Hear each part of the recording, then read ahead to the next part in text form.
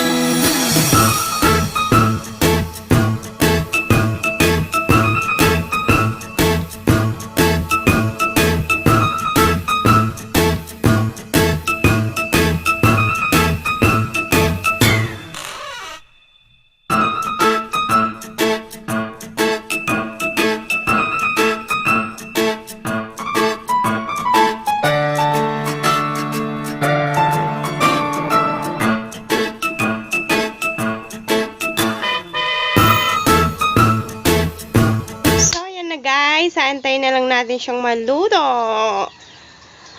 Yan, sabay-sabay lang.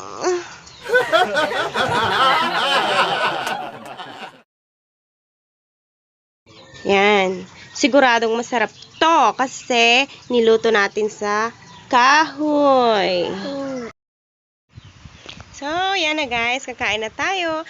Ang kutsara ko ay alam nyo yung dahon ng pinya.